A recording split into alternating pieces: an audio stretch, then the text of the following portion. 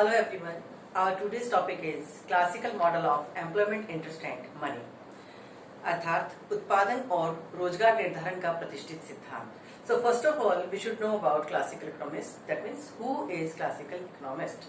सर्वप्रथम professor Karl Marx ने रिकार्डो और J.S. मिल से पूर्ववर्ती अर्थशास्त्रियों के लिए प्रतिष्ठित अर्थशास्त्री शब्द का प्रयोग किया था. साधारण शब्दों में हम ये कह सकते हैं कि 1776 यानी जब से अर्थशास्त्र का प्रादुर्भाव हुआ तब से लेकर के लगभग 1900 तक जो अर्थशास्त्री हुए हैं उन्हें हम प्रतिष्ठित अर्थशास्त्रियों की श्रेणी में शामिल कर सकते हैं.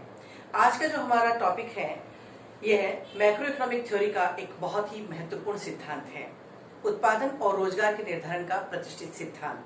प्रतिष्ठित अर्थशास्त्रियों ने उत्पादन और रोजगार के सिद्धांत का प्रतिपादन करने में एक महत्वपूर्ण अवधारणा सामने रखी थी और वो थी कि अर्थव्यवस्था में सदैव पूर्ण रोजगार की स्थिति विद्यमान रहेगी.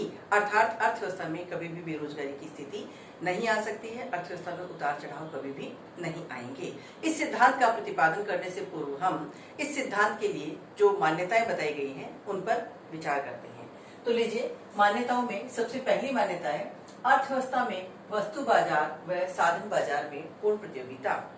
प्रतिष्ठित अर्थशास्त्रियों का मानना है कि वस्तु बाजार और साधन बाजार इन दोनों बाजारों में पूर्ण प्रतियोगिता की स्थिति विद्यमान रहती है. पूर्ण प्रतियोगिता बाजार की वह दशा होती है जिसमें कुछ विशिष्ट विशेषताएं पाई जाती है, जिनमें मुख्य रूप से वस्तु बाजार को यदि हम लें तो इसमें क्रेता और विक्रेताओं की अत्यधिक संख्या होनी चाहिए. क्रेता और विक्रेताओं को बाजार की दशाओं का पूर्ण ज्ञान होना चाहिए. साधनों में पूर्ण रूप से गतिशीलता की स्थिति उत्पन्न होनी चाहिए या कहें कि विद्यमान पाई जाती है. तो इस प्रकार साधन और वस्तु बाजार दोनों में पूर्ण प्रतियोगिता की स्थिति विद्यमान होती है. इसके पश्चात सरकारी हस्तक्षेप का अभाव. क्लासिकल इकोनॉमिस्ट जो हैं वो गवर्नमेंट के इंटरफेरेंस को बिल्कुल भी स्वीकार नहीं करते थे. उनका मानना था कि सरकारी हस्तक्षेप नहीं होना चाहिए. क्यों? क्योंकि यदि सरकार अर्थव्यवस्था में आएगी तो वो अनावश्यक रूप से हस्तक्षेप करेगी और सरकार का हस्तक्षेप होने के कारण अर्थव्यवस्था सही तरीके से आर्थिक प्रगति या आर्थिक वृद्धि नहीं कर सकती है. इसलिए सरकारी हस्तक्षेप नहीं पाया जाना चाहिए. ये पूंजीवाद के पक्षधर थे. इसके पश्चात आप आगे देखेंगे कि मजदूरी और कीमत की पूर्ण परिवर्तनशीलता. प्रतिष्ठित अर्थशास्त्री ये मानते थे कि कीमत स्तर यानी जनरल प्राइस लेवल और वेजेस इन दोनों में फ्लेक्सिबिलिटी पाई जाती है. अर्थात जो सामान्य कीमत स्तर है वह बढ़ भी सकता है और घट भी सकता है. इसी प्रकार मजदूरी की दरें बढ़ाई और घटाई जा सकती हैं. जब आवश्यकता हो मजदूरी की दर को बढ़ाने की तो इसमें वृद्धि की जा सकती है और जब इन्हें घटाने की आवश्यकता हो तो इनमें आसानी से कमी भी की जा सकती है. इसके पश्चात अगली मान्यता है बंद अर्थव्यवस्था अर्थात फॉरेन ट्रेड नहीं है. प्रतिष्ठित अर्थशास्त्रियों ने अपने मॉडल में क्लोज्ड इकोनॉमी की मान्यता दी है. अर्थात अर्थव्यवस्था बंद है और इस अर्थव्यवस्था में बाह्य लेन देन यानी विदेशी व्यापार को शामिल नहीं किया गया है. फॉरेन ट्रेड को इसमें शामिल नहीं किया जाता है. इसी प्रकार अगली मान्यता है कि कोई फालतू शेष नहीं है अर्थात व्यक्ति अपने पास मुद्रा शेष नहीं रखता है. प्रतिष्ठित मॉडल जो है वह फिशर के मुद्रा परिमाण सिद्धांत पर आधारित है. फिशर का मुद्रा परिमाण सिद्धांत एक महत्वपूर्ण आधार स्तंभ है प्रतिष्ठित मॉडल का, जो ये मानता है कि money is demanded only for transaction purpose. अर्थात मुद्रा की मांग केवल सौदा उद्देश्य की पूर्ति हेतु की जाती है. यानी लोग मुद्रा अपने पास केवल अपने सौदा उद्देश्य की पूर्ति यानी अपनी रोजमर्रा की जो उपभोग करने वाली वस्तुएं हैं उनको खरीदने के लिए ही व्यक्ति मुद्रा की मांग करता है और व्यक्ति मुद्रा को अपने पास बचा करके नहीं रखता है, क्योंकि मुद्रा की अर्थव्यवस्था में सौदा उद्देश्य की पूर्ति करने के अलावा और कोई भूमिका नहीं होती है. तो इस तरह से व्यक्ति कोई फालतू शेष अपने पास नहीं रखते हैं, केवल मुद्रा सौदा उद्देश्य की पूर्ति के लिए मांगते हैं. इसके पश्चात आप देखेंगे कि फर्म का उद्देश्य लाभ अधिकतम करना है. यानी फर्म जो है वह प्रॉफिट मैक्सिमाइजेशन के लक्ष्य को सामने रख करके अपना कार्य करती है. प्रत्येक फर्म के द्वारा उत्पादन इसी उद्देश्य की पूर्ति हेतु किया जाता है कि उसको प्राप्त होने वाले लाभ अधिकतम हो जाएं. इसके पश्चात पूर्ण रोजगार की स्थिति. अब ये पूर्ण रोजगार क्या है? पूर्ण रोजगार में एक शब्द आया है रोजगार. तो सबसे पहले हमें रोजगार टर्म को समझना है. रोजगार का क्या अभिप्राय है? रोजगार का अभिप्राय है कि किसी भी अर्थव्यवस्था में कार्य करने में सक्षम और कार्य करने के इच्छुक व्यक्ति को कार्य की प्राप्ति हो जाना ही रोजगार कहलाता है। फिर से सुनिए, कार्य करने में सक्षम और कार्य करने में इच्छुक व्यक्ति को कार्य की प्राप्ति, कार्य से मतलब आर्थिक क्रिया की प्राप्ति, वह कार्य जिसके बदले में उसे आर्थिक प्रतिफल की प्राप्ति हो, वह रोजगार कहलाता है। रोजगार से जुड़ी हुई दूसरी टर्म है बेरोजगारी। बेरोजगारी का अभिप्राय क्या है?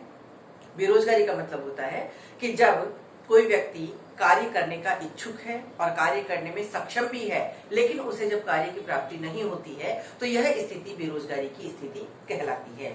इसके बाद अगली टर्म आती है पूर्ण रोजगार यानी परफेक्ट एम्प्लॉयमेंट।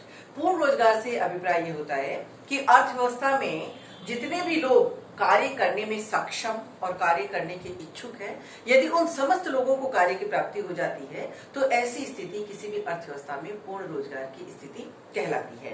प्रतिष्ठित मॉडल में प्रतिष्ठित अर्थशास्त्रियों का यह मानना है कि किसी भी अर्थव्यवस्था में सदैव पूर्ण रोजगार की स्थिति विद्यमान रहती है, अर्थात इन्होंने बेरोजगारी की अवस्था को नहीं माना है, यानी अर्थव्यवस्था में कभी भी बेरोजगारी नहीं होगी। यदि बेरोजगारी आती है तो वह तात्कालिक होती है, क्षणिक होती है। बेरोजगारी दो कारणों से आ सकती है। एक कारण इन्होंने बताया कि घर्षणात्मक या संरचनात्मक बेरोजगारी की स्थिति विद्यमान हो सकती है। दूसरा कि बेरोजगारी ऐसी स्थिति में हो सकती है जब श्रम को कार्य के प्रति अनभिज्ञता हो, अर्थात श्रमिक एक स्थान पर है और कार्य की उपलब्धता किसी अन्य स्थान पर है, श्रमिक को ये पता नहीं है कि उसे कार्य कहाँ उपलब्ध हो सकता है। ऐसी स्थिति में कुछ समय के लिए श्रमिक बेरोजगार हो सकते हैं, लेकिन जैसे ही पता चलता है श्रमिक अपनी बेरोजगारी को दूर कर लेता है। तो इस प्रकार से अर्थव्यवस्था में बेरोजगारी की स्थिति विद्यमान नहीं हो सकती है। दूसरा, इन्होंने ये माना कि यदि अर्थव्यवस्था में बेरोजगारी आ भी जाती है तो कोई चिंता की बात नहीं है। क्यों? क्योंकि इसे आसानी से दूर किया जा सकता है। अब इसे किस प्रकार से दूर किया जा सकता है, उसका इन्होंने ये तरीका बताया कि जैसा आपने अभी एक मान्यता पढ़ी थी कि अर्थव्यवस्था में कीमत स्तर, सामान्य कीमत स्तर और मजदूरी की दरें, ये दोनों फ्लेक्सिबल होती हैं, इन दोनों में लोचशीलता पाई जाती है।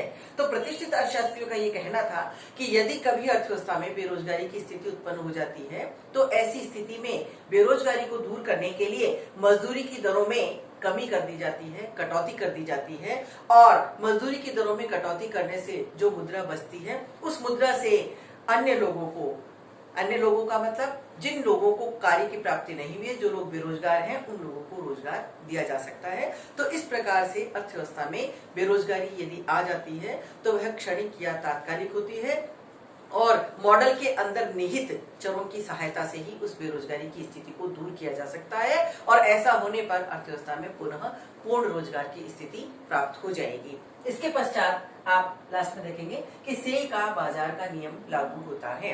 प्रतिष्ठित मॉडल जिसके दो मुख्य आधार स्तंभ हैं, पहला है फिशर का मुद्रा परिमाण सिद्धांत और दूसरा है से का बाजार का नियम।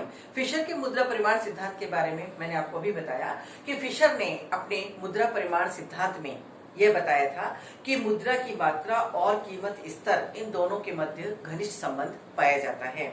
और ये संबंध कैसा है? There are direct, positive and proportionate relationship between M and P, यानी कि जब whether m increase then p will also increase, यानी जब अर्थव्यवस्था में मुद्रा की पूर्ति अर्थात मुद्रा की मात्रा में वृद्धि हो जाती है तो कीमत स्तर में भी उसी अनुपात में वृद्धि हो जाती है। तो कीमत स्तर और मुद्रा की मात्रा, इन दोनों के मध्य प्रत्यक्ष धनात्मक और आनुपातिक संबंध पाया जाता है। इसी प्रकार प्रतिष्ठित मॉडल का जो दूसरा आधार स्तंभ है वह है से का बाजार का नियम। सर जॉन बैप्टिस्ट से ने लॉज ऑफ मार्केट यानी बाजार का नियम प्रतिपादित किया था, और इस नियम की जो मेन थीम है वो ये है कि supply creates it's on demand, अर्थात पूर्ति अपनी मांग का सृजन स्वयं करती है। इसका मतलब ये होता है कि अर्थव्यवस्था में पहले पूर्ति आती है, अर्थात जो प्रोड्यूसर है, जो उत्पादक है, वह पहले वस्तुओं का उत्पादन करता है। जितनी मात्रा में वस्तुओं का उत्पादन किया जाएगा वो सारी की सारी वस्तुएं बिक जाएंगी। अर्थव्यवस्था में एक सिंगल यूनिट भी किसी वस्तु की बिना बिके भी नहीं रहती है। यदि अधिक उत्पादन होता है तो मांग भी अधिक की जाएगी और उत्पादन कम होता है तो मांग भी कम की जाएगी, और हमेशा अर्थव्यवस्था में मांग और पूर्ति के मध्य सामंजस्य बना रहेगा। और यदि मांग और पूर्ति हमेशा बराबर रहती हैं तो अर्थव्यवस्था में में कभी भी तेजी या मंदी की स्थिति उत्पन्न नहीं हो सकती है। तो इस प्रकार से का बाजार का नियम ये कहता है कि supply creates it's on demand, अर्थात पूर्ति अपनी मांग का सृजन स्वयं करती है और इस नियम के आधार पर अर्थव्यवस्था में कभी भी ना तो अति उत्पादन की स्थिति उत्पन्न होगी और ना ही अल्प उत्पादन की स्थिति उत्पन्न होगी और अर्थव्यवस्था में हमेशा साम्य की स्थिति सदैव विद्यमान रहेगी। इसके साथ ही साथ मैं दो महत्वपूर्ण बातें आपको और बताना चाहती हूँ कि प्रतिष्ठित मॉडल में प्रतिष्ठित अर्थशास्त्री ने अर्थव्यवस्था का द्विभाजन किया। इसमें इन्होंने अर्थव्यवस्था को दो अलग अलग भागों में विभक्त किया, जिसमें एक क्षेत्र को इन्होंने नाम दिया रियल सेक्टर और दूसरे क्षेत्र को नाम दिया मॉनेटरी सेक्टर। रियल सेक्टर यानी वास्तविक क्षेत्र और मॉनेटरी सेक्टर यानी मौद्रिक क्षेत्र। ये वास्तविक क्षेत्र और मौद्रिक क्षेत्र के बारे में प्रतिष्ठित अर्थशास्त्रियों ने ये बताया कि वास्तविक क्षेत्र के जो चर हैं वे चर मौद्रिक क्षेत्र के चरों पर प्रभाव डालते हैं, लेकिन मौद्रिक क्षेत्र के चरों का प्रभाव वास्तविक क्षेत्र के चरों पर नहीं पड़ता है। अर्थात ये अर्थव्यवस्था दो अलग अलग क्षेत्रों में बटी हुई होती है, वास्तविक क्षेत्र और मौद्रिक क्षेत्र। वास्तविक क्षेत्र में प्रतिष्ठित अर्थशास्त्रियों ने कुछ महत्वपूर्ण चरों को शामिल किया था, जिसमें मुख्य रूप से उत्पादन, श्रम, श्रम की मांग, श्रम की पूर्ति, वास्तविक मजदूरियां और रोजगार के स्तर को लिया था। इसी प्रकार मौद्रिक क्षेत्र में सामान्य कीमत स्तर, मुद्रा की मांग और मुद्रा की पूर्ति और इसके साथ साथ मौद्रिक मजदूरियों को शामिल किया था। तो इस प्रकार अर्थव्यवस्था का द्विभाजन प्रतिष्ठित अर्थशास्त्रियों के द्वारा किया गया। इसके साथ साथ प्रतिष्ठित अर्थशास्त्रियों ने अर्थव्यवस्था को तीन बाजारों में विभक्त किया था, जिनमें मुख्य रूप से पहला बाजार है वस्तु बाजार, दूसरा साधन बाजार और तीसरा पूंजी बाजार है। वस्तु बाजार जिसके अंतर्गत इन्होंने कहा कि हमेशा साम्य बना रहेगा, यानी वस्तुओं की मांग और पूर्ति हमेशा एक दूसरे के बराबर रहेगी, तो वस्तु बाजार हमेशा साम्य की स्थिति में होगा। इसी प्रकार से साधन बाजार में भी साम्य की स्थिति विद्यमान रहेगी। पूंजी बाजार जहां मुद्रा की मांग और पूर्ति दोनों एक दूसरे के बराबर रहती है और साथ ही साथ बचत और विनियोग ये भी दोनों एक दूसरे के समान, एक दूसरे के बराबर रहते हैं। तो अर्थव्यवस्था में हमेशा साम्य की स्थिति बनी रहती है और यह साम्य कभी भी भंग नहीं होता है।